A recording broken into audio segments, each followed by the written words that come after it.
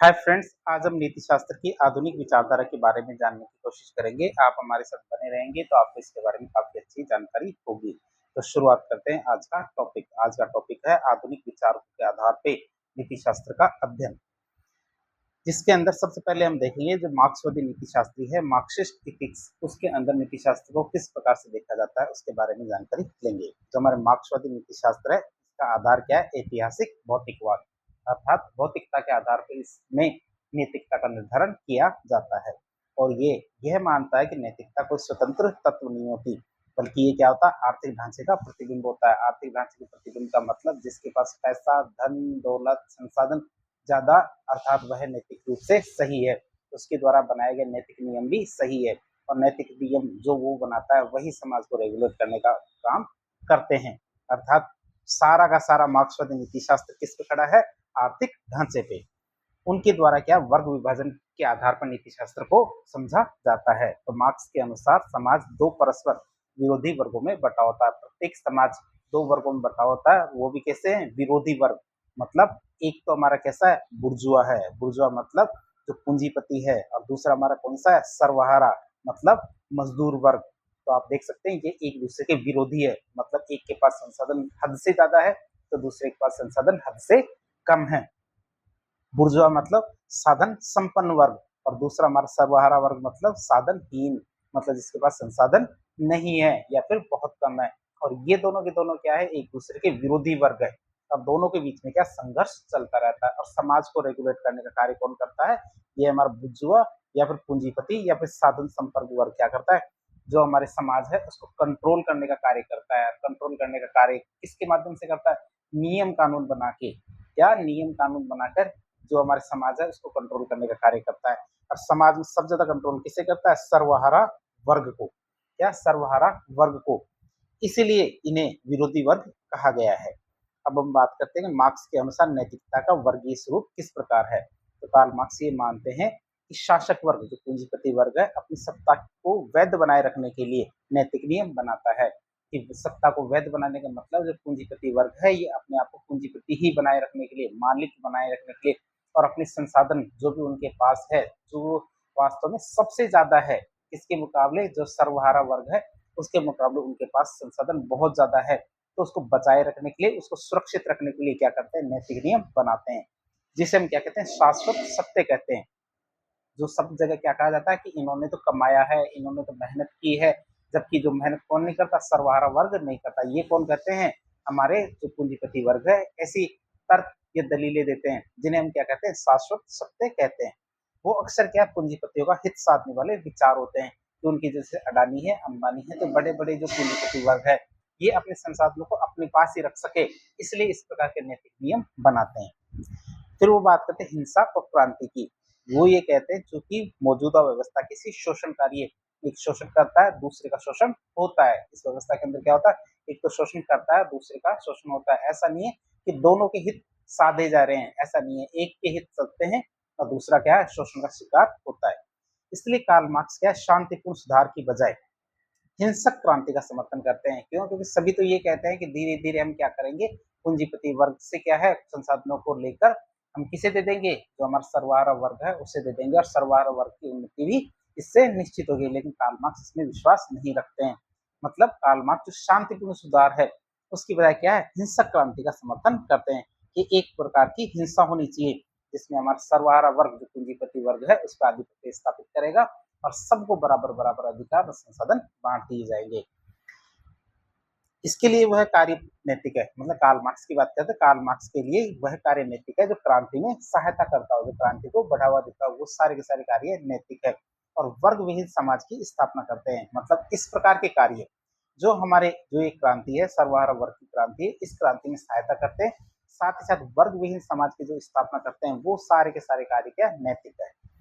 फिर ये क्या करते हैं? संस्थाओं का विरोध करते हैं। संस्थाओं के विरोध की बात करें तो वो भी कैसी संस्थाएं? धार्मिक संस्थाओं का विरोध करते हैं। क्यों? क्योंकि कार्ल मार्क्स मानते हैं धर्म को अफीम, जैसे अफीम के नशे में हर कोई व्यक्ति कुछ भी समझ नहीं पाता, उसके सोचने समझने की जो क्षमता है, शक्ति है, वह खत्म हो जाती है, वह क्षीण हो जाती है।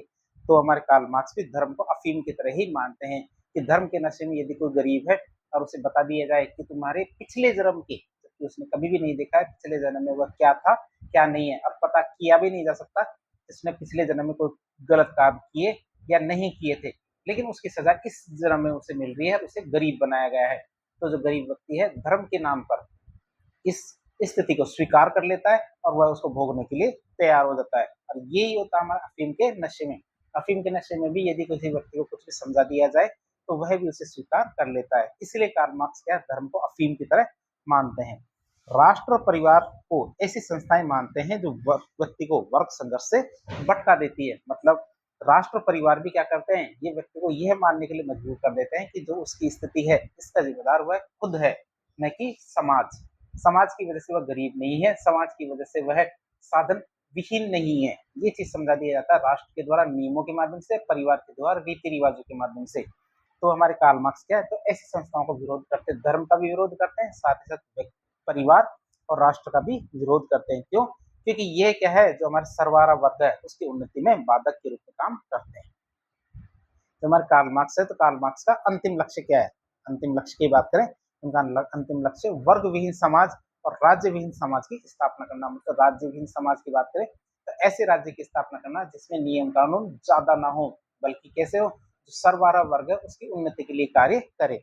साथ ही साथ वर्ग विहीन समाज की स्थापना की भी वो बात करते हैं। मतलब ऐसा नहीं है कि पूंजीपति वर्ग इतने हैं कि मानो कि अरबों खरबों रुपए उनके पास है, अब जो हमारा सर्वहारा वर्ग है उसको एक टाइम का खाना भी नहीं मिल रहा। तो ऐसे समाज की स्थापना करना चाहते हैं जहां ऐसी व्यवस्था ना हो।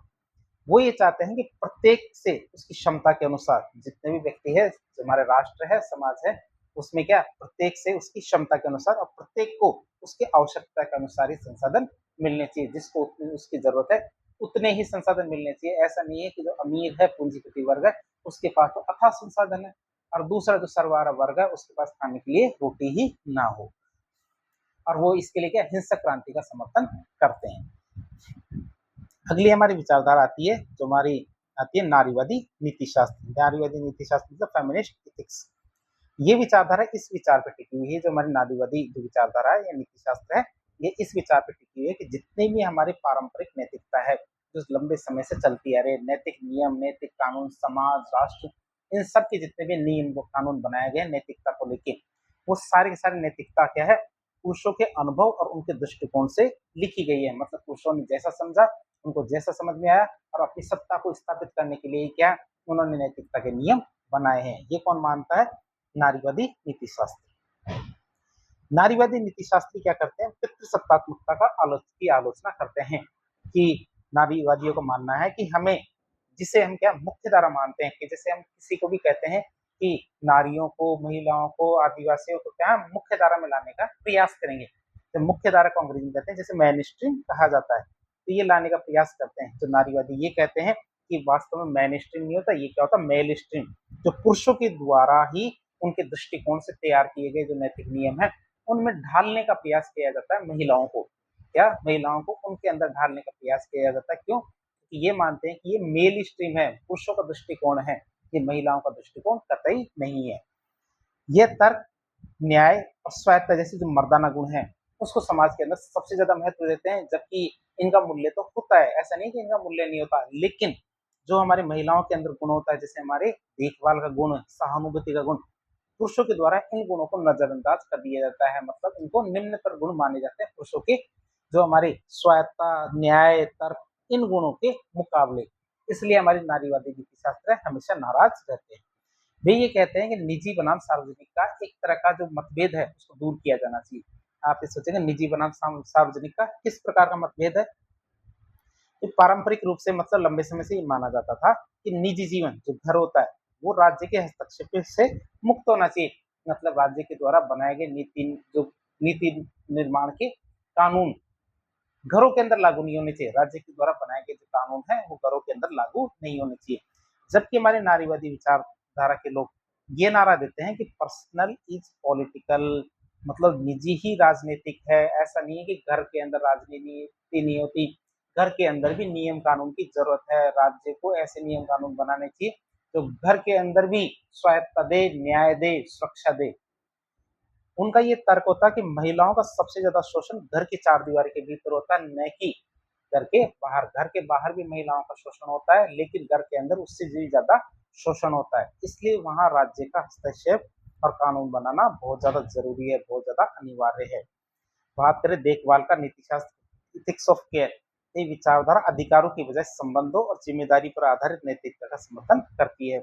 ये नहीं कि किसको कितना अधिकार मिलना चाहिए, बल्कि कि संबंध कैसे होने चाहिए, संबंध प्रेम पूर्वक होने चाहिए और जिम्मेदारी का एहसास कराने वाले होने चाहिए। तो इस प्रकार की जो नैतिकता है उसका समर्थन करते हैं हमारे नारीवादी नीति शास्त्र। भारतीय संदर्भ में देखिए, जो नारीवादी नीति शास्त्री हैं उनके द्वारा बहुत सारे कानूनों का निर्माण करवाया गया। जैसे भारत में घरेलू हिंसा अधिनियम है, कार्यस्थल पर यौन उत्पीड़न जो पौष अधिनियम है, इस प्रकार के कानून जो नारीवादी विचारधारा या नारीवादी नीति शास्त्रों की एक बड़ी जीत मानी जाती है। क्यों? क्योंकि उनके ही प्रभाव की वजह से इस प्रकार के कानून बने हैं। अगला हमारा नीति शास्त्र आता है हमारा अश्वेत नीति शास्त्र। ये हम आधुनिक नीति शास्त्र के बारे में देख रहे हैं। नजरिए आता है हमारा अगला अश्वेत नीति शास्त्र, ब्लैक एथिक्स। ये विचारधारा हमारा नस्लीय न्याय और मानवीय गरिमा के पुनर्निर्माण पर केंद्रित है। जैसे हमने श्वेत जाति का भार, रुडयार्ड किपलिंग का जो आपने एक वाक्य सुना होगा कि हम मतलब ईश्वर ने हमारे धरती पे क्यों भेजा है?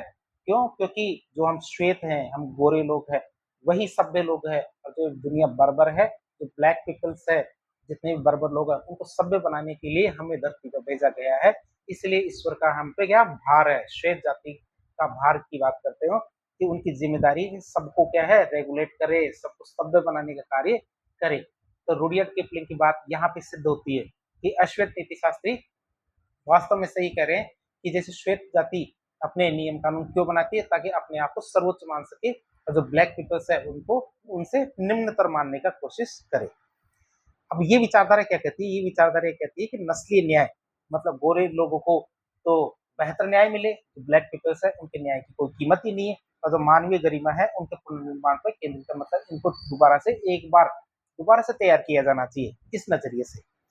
नस्लीय वर्चस्व का विरोध इनका मानना है कि पश्चिमी नैतिकता में क्या है, श्वेत रंग को पवित्रता और श्रेष्ठता का प्रतीक बनाया है। जो पश्चिमी विचारधारा है, पश्चिमी विचारधारा जैसे हमारे अंग्रेज लोग है, जैसे हमारे यूरोपियन लोग है, ये तो गोरे लोग है, और इन गोरे लोगों ने क्या किया है, गोरे रंग को, गोरे लोग होना कोई बड़ी बात नहीं है, लेकिन गोरे रंग को इन्होंने पवित्रता और श्रेष्ठता का प्रतीक माना है।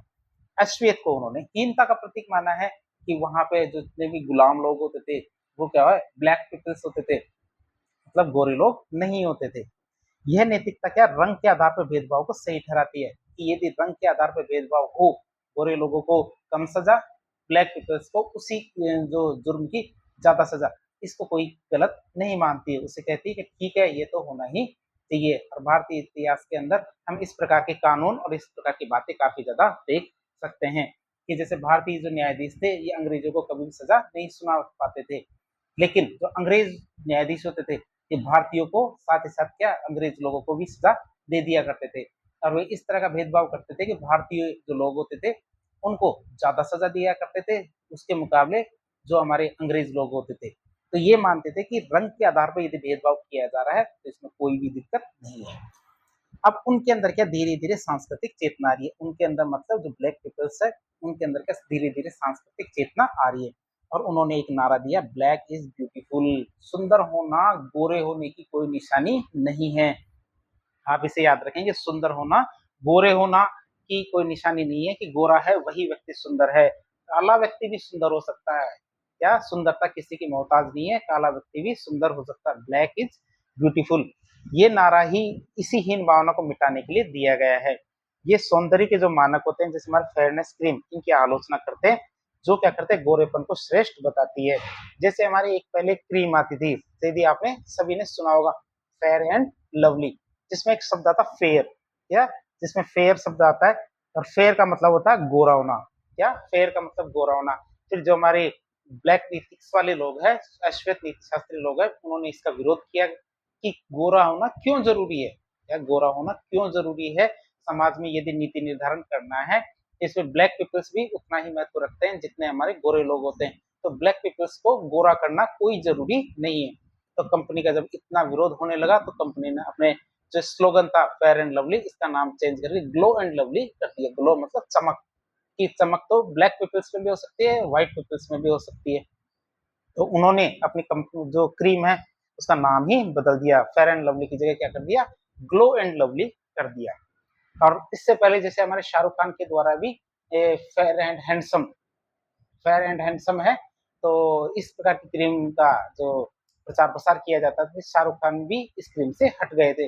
उन्होंने भी ये मान लिया कि जो ब्लैक है होना कोई बुरी बात नहीं है, उसके लिए फेयर होना जरूरी नहीं है, कि हर व्यक्ति को गोरा होना जरूरी नहीं है, वह जिस रंग में वो पैदा हुआ है वह रंग उसके लिए ब्यूटीफुल है। क्यों? क्योंकि ब्लैक इज ब्यूटीफुल।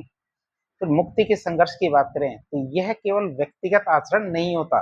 जब मुक्ति के संघर्ष की बात करें तो यह केवल व्यक्तिगत आचरण नहीं बल्कि सामाजिक न्याय का आंदोलन है। ऐसा नहीं कि ये किसी व्यक्ति को, जो काला व्यक्ति है उसको न्याय दिलाने वाली बात है, ये ऐसा नहीं है, बल्कि ये क्या है, सामाजिक न्याय का आंदोलन है। समाज में इस चीज को स्थापित करना ही चाहिए। ब्लैक लाइव्स मैटर मतलब जो काले लोग हैं इनका जीवन भी मायने रखता है। वह एक तरह का आंदोलन चला गया कि ऐसा नहीं है कि उनका जीवन कोई मायने नहीं रखता। सभी नीति शास्त्री जो नियम है वो सभी गोरे लोगों को सुरक्षा करने के लिए, गोरे लोगों की जो जो नैतिकता है उसको उच्चतर रखने के लिए बनाए गए हैं, ऐसा नहीं है। बल्कि उन्होंने एक आंदोलन चलाया, आंदोलन का नाम था ब्लैक लाइव्स मैटर। जो काले लोग हैं, अश्वेत लोग हैं, उनका जीवन भी मायने रखता है। आंदोलन इसी आधुनिक विचारधारा के आधारित है, जो व्यवस्थागत नस्लवाद के खिलाफ आवाज उठाता है। क्या जो क्या करता है, व्यवस्थागत जो नस्लवाद है, जो हमारे रच बस गया है हमारी नस्लों के अंदर कि गोरा होना बहुत ज्यादा जरूरी है, गोरी लड़की चाहिए शादी के लिए। यदि गोरी लड़की चाहिए तो इसके लिए जो सांवली लड़की है या कम गोरी है उसको प्रेफर नहीं किया जाता। वैसे ही गोरा लड़का चाहिए, तो गोरा होना एक तरह से समाज के अंदर रस बस गया है कि गोरा होना ही श्रेष्ठता की निशानी है। ये हो सकता है गोरा लड़का है, लेकिन हो सकता है वो शराब पीता हो, लेकिन वो सहन कर लेंगे, लेकिन गोरा होना चाहिए। तो समाज के अंदर जो इस तरह की विचारधारा है, ये इस तरह की सोच है, उसको दूर करना जरूरी है। एक जो हमारी कम गोरी या फिर सांवली लड़की है, यह वह लड़की भी क्या नैतिकता के स्तर में उच्च हो सकती है, लेकिन क्या केवल एक रंग की वजह से समाज के अंदर उसको न्यूनतर माना जाता है। किसके मुकाबले? जो गोरी लड़की है। सामुदायिक गरिमा की बात करें तो नैतिकता व्यक्तिगत सफलता की बजाय, यह क्या है, यह नैतिकता व्यक्तिगत सफलता की बजाय समुदाय की जो सामूहिक मुक्ति है और सम्मान, इस पे बहुत ज्यादा जोर देती है। इस समाज के अंदर इस तरह की जो विचारधारा है, इस तरह की सोच है, उसको मुक्ति होनी चाहिए, उसको हटाया जाना चाहिए और उनको क्या सम्मान मिलना चाहिए। तो इस तरह की जो विचारधारा है उस पर जोर देती है। ये ऐसा नहीं करती कि किसी किसी व्यक्ति को हम क्या है न्याय दिला देंगे। ऐसा नहीं कि ब्लैक पीपल्स को न्याय नहीं मिलता। ब्लैक पीपल्स को जैसे किसी ने आंदोलन किया तो उसको न्याय दिला दिया, ऐसा नहीं है। हमें क्या है इसके माध्यम से सोच ही बदलनी है समाज की। अगली नीति शास्त्र आता है हमारा फ्रायड का नीति शास्त्र। फ्रायड का नीति शास्त्र क्या करता है कि जो हमारी सोच है वो बदलने का प्रयास करता है, कि हमें बताता है कि व्यक्ति की सोच किस प्रकार की होती है और हमें किस प्रकार की होनी चाहिए। सिगमंड फ्रायड ने नैतिकता को चेतना की बजाय अचेतन मन की संरचनाओं से जोड़ा। अचेतन मन की संरचनाएं मतलब अनकॉन्शियस माइंड, जो हम क्या है बिना सोचे समझे करते हैं। जैसे किसी व्यक्ति को आम का जूस काफी ज्यादा पसंद है, किसी व्यक्ति को खाना खाना इतना ज्यादा पसंद है कि वो बाकी सारी चीजें छोड़ देता है। किसी व्यक्ति को क्या समाज के जो नियम होते हैं, कानून होते हैं, रीति रिवाज होते हैं, उनको मानना काफी ज्यादा पसंद होते हैं। जैसे कई व्यक्ति ट्रैफिक लाइट को तोड़ना पसंद करते हैं, मतलब नियमों को तोड़ना पसंद करते हैं, लेकिन कुछ चीजों में जैसे मान लीजिए खाने के अंदर नमक की कमी है तो वह उस चीज को सहन नहीं करेंगे, लेकिन वो इस चीज को सहन कर जाएंगे कि बाहर यदि रोड पे गंदगी है तो उस चीज को सहन कर जाएंगे। तो इस तरह के जो उनके अचेतन मन है, तो उस पर आधारित उनकी नीति शास्त्र किनकी, सिगमंड फ्रायड की। तो उनके अनुसार मनुष्य का मस्तिष्क क्या है, 3 स्तरों पर काम करता है। कितने? 3 स्तरों पर काम करता है। एक स्तर होता है हमारा इड, दूसरा स्तर होता है हमारा सुपर ईगो, तीसरा स्तर होता है हमारा ईगो। इड की बात करें तो ये मनुष्य की जो मूल प्रवृत्तियां होती है, जैसे भूख, कामुकता, आक्रामकता मतलब एग्रेसिवनेस, तो ये इन पे आधारित होती है। और यह केवल आनंद के सिद्धांत पे चलता है और तुरंत संतुष्टि चाहता है। तो इड का मतलब है इस प्रकार के लोग, कई प्रकार के लोग आपने देखे होंगे जो छोटी छोटी बातों पे नाराज हो जाते हैं कि मुझे बिस्तर साफ सुथरा चाहिए। ये तो अच्छी बात है, साफ सुथरा चाहिए, लेकिन इन बातों पे नाराज हो जाते हैं। बल्कि दूसरी चीजें जैसे हमारे बाहर यदि गंदगी हो रही है, कचरा हो रहा है, या फिर किसी ने गाली दे दी, किसी ने हमारी नैतिकता का हनन कर दिया, उन बातों से उनको कोई लेना देना नहीं है। क्योंकि समाज को सुधारने वाली जो चीजें होती है उन पे उनका ध्यान ही नहीं है। उनका सारा ध्यान इसी पे लगा रहता है कि सब्जी के अंदर नमक कम है, और इसी वजह से वो नाराज रहते हैं। तो ये क्या होते हैं, इनकी मूल प्रवृत्ति कैसी होती है, छोटी छोटी बातें, तो बेसिक बातें होती है। जैसे हमारा भूख लगना, उस पर सारा दिन लगा रहता है कि शाम को क्या खाना है, सुबह क्या खाना है, दिन में क्या खाना है, खाने में कौन सी चीज होनी चाहिए। जबकि समाज को रेगुलेट करने के लिए इनका कोई ज्यादा महत्व नहीं होता। कामुकता, आक्रामकता, एग्रेसिवनेस, तो ये सब चीजें समाज को रेगुलेट करने में कोई ज्यादा महत्व योगदान नहीं करती, लेकिन उनका पूरा ध्यान क्या है, उन्हीं चीजों पे लगा रहता है। तो इस प्रकार के जो मनोवृत्ति वाले जो लोग होते हैं, इनको इड श्रेणी में रखा है सिगमंड फ्रायड ने। दूसरी श्रेणी आती है हमारी सुपर ईगो। कौन सी श्रेणी आती है? सुपर ईगो की बात करें तो ये हमारे सामाजिक और नैतिक नियमों का आंतरिक रूप होता है। ये क्या होता है? हमारे सामाजिक और नैतिक नियमों का आंतरिक रूप होता है, जो समाज को रेगुलेट करने की, समाज को व्यवस्थित करने का कार्य करते हैं। ये छोटी छोटी बातों पे नाराज नहीं होते। ये व्यक्ति के भीतर एक पुलिसकर्मी की तरह काम करता है। यदि व्यक्ति को गलत कार्य करता है तो हमें ऐसा लगता है कि जैसे ट्रैफिक लाइट या जो हमारे लाल बत्ती होती है, इस पे गाड़ी रोकी जाती है। तो क्यों रोकी जाती है? कई लोग ये मानते हैं क्योंकि सामने कोई ट्रैफिक पुलिस वाला होगा, हम यदि रेड लाइट को जंप करेंगे तो ट्रैफिक पुलिस वाला हमें पकड़ लेगा और हमारा चालान काट देगा। तो ये डर, कि ये डर क्या व्यक्ति के अंदर होना चाहिए। यदि कोई व्यक्ति को गलत कार्य करता है तो उसके ये व्यक्ति के अंदर यदि ये डर है कि यदि मैं गलत काम करूंगा, तो एक तरह से हमारे अंदर ही पुलिसमैन होना चाहिए, पुलिसकर्मी होना चाहिए। और जिस यदि व्यक्ति के अंदर डर को, इस प्रकार का डर मतलब गलत कार्य करने से रोकने वाला डर यदि व्यक्ति के अंदर है, तो समाज को रेगुलेट करने का कार्य करता है, समाज को व्यवस्थित रखने का कार्य करता है। उससे आसानी से गलत कार्य नहीं हो सकते। और इस तरह के जो मनोवृत्ति वाले लोग होते हैं, ये हमारे क्या कहलाते हैं? सुपर ईगो व्यक्तित्व वाले लोग कहलाते हैं। और उसे गलत करने पर अपराध बोध महसूस होता है। क्यों? क्योंकि अंदर ही उसके क्या एक तरह का पुलिसमैन है, जो ये बताता है कि तूने गलत किया है और गलत नहीं करना है। तीसरा व्यक्तित्व आता है ईगो। ईगो क्या करता है? इड और सुपर ईगो के बीच के संतुलन वाली बात करता है। तो इस तरह का एक तरह का वास्तविक स्तर है कि जिसमें क्या है, हमारे इड जो हमारी मूल प्रवृत्तियां होती है, वो भी उसके अंदर होती है कि छोटी छोटी बातों पे जैसे नाराज तो नहीं होना, लेकिन पसंद करना। दो चीज होती है, एक तो पसंद करना और एक नाराज करना। तो नाराज होने की वजह क्या? पसंद करना छोटी छोटी बातें हैं, जैसे प्रॉपर सोना, घूमना, अच्छे कपड़े, ये सब। तो इन पे महत्व तो देते हैं, लेकिन इतना नहीं देते हैं, थोड़ा थोड़ा देते हैं। और क्या? सुपर ईगो मतलब सामाजिक नियम कानून है, उनको भी महत्व देते हैं। तो दोनों में एक तरह का बैलेंस बना के चलते हैं। वो व्यक्तित्व वाले लोग कहलाते हैं हमारे ईगो। तो आप इसे याद रखेंगे, 3 व्यक्तित्व हैं इनके, इड, सुपर ईगो और ईगो। बात करें इनकी नैतिकता के संघर्ष की, तो फ्रायड के अनुसार जिसकी सुपर ईगो सशक्त होती है, जिसका सुपर ईगो सशक्त होती है, वह क्या है? हमारे सामाजिक रूप से अधिक नैतिक और सफल माना जाता है। क्यों? क्योंकि वो छोटी छोटी बातों में नाराज होने की बजाय किन पे ध्यान देता है? सामाजिक नियम और समाज सुधार और समाज की व्यवस्था पे बहुत ज्यादा ध्यान देता है। क्यों? क्योंकि वो अपनी जो आदिम इच्छाएं होती है, इड, इसको नियंत्रित करना सीख जाता है, उन पे ध्यान देना कम करता है। यदि उसमें कोई दिक्कत है, ये कमी है, तो उसको वो सहन कर लेता है। तो दमन और कुंठा की बात करें तो फ्रायड ये भी चेतावनी देते हैं कि यदि सुपर ईगो, क्या सुपर ईगो बहुत ज्यादा कठोर हो जाए। कई व्यक्ति क्या होते हैं, सामाजिक नियमों पे इतने ज्यादा कठोर होते हैं कि वह छोटी छोटी बात पे इस तरह से कठोरता ले आते हैं सामाजिक नियमों में कि वह जीवन ही दुष्कर जैसा हो जाता है। तो यदि सुपर ईगो बहुत ज्यादा कठोर हो जाती है, तो व्यक्ति क्या अपनी प्रवृत्तियों का अत्यधिक दमन करने लग जाता है, जिससे क्या मानसिक रोग और तनाव उत्पन्न हो सकता है। ये जो व्यक्ति क्या बहुत ज्यादा सामाजिक नियमों में कठोरता ले आते हैं, उनका उनके अंदर ये देखा गया है कि वो मानसिक रोगी या उनके अंदर तनाव से ग्रसित रहते हैं। निष्कर्ष के रूप में हमने चारों के चारों जो हमने नीति शास्त्र देखे, आधुनिक नीति शास्त्री या नीति शास्त्री विचारधारा, उनको हम थोड़ा सा ग्राफ के माध्यम से देख लेते हैं कि मार्क्सवादी नीति शास्त्री में 2 वर्ग बताए गए, पूंजीवाद और वर्गवाद, और दोनों में संघर्ष की बात कही थी। और उन्होंने इसका समाधान बताया था हिंसक क्रांति और समानता के माध्यम से। नारीवादी नीति शास्त्र की बात करें तो इनके मुख्य शत्रु कौन थे? पितृसत्ता मतलब पैट्रियार्की। इनका समाधान उन्होंने क्या बताया? निजी क्षेत्र में न्याय होना चाहिए और देखभाल को महत्व मिलना चाहिए। अश्वेत नीति शास्त्र की बात करें तो इनके मुख्य शत्रु रेसिज्म है, नस्लवाद है। गोरे लोग इनके दुश्मन नहीं है, लेकिन गोरे लोगों के द्वारा बनाई गई जो नैतिकता है, जो उनको अश्वेत लोगों की नैतिकता को कमतर मानती है, वो उनका दुश्मन है। और उनका समाधान है रंग निरपेक्ष न्याय और आत्मसम्मान। फ्रायडवादी नीति शास्त्र की बात करें तो उनके मुख्य शत्रु है इड। इड मतलब जो बेसिक, जो हमारी जो इच्छाएं होती है, जैसे छोटी छोटी बातें जिन पे नाराज हो जाता व्यक्ति है, तो वो उनका शत्रु है। और इनका समाधान क्या है? सशक्त सुपर ईगो और मानसिक संतुलन। तो इस तरह आज एक लेक्चर के जरिए हमने नीति शास्त्र की आधुनिक विचारधारा के 4 पहलू देखने की कोशिश की। तो इस प्रकार के इन्फॉर्मेटिव वीडियो देखने के लिए हमारे चैनल से जुड़े। वीडियो यदि पसंद आता तो वीडियो को लाइक करें, चैनल को सब्सक्राइब करें, अपने दोस्तों के साथ शेयर करें। धन्यवाद।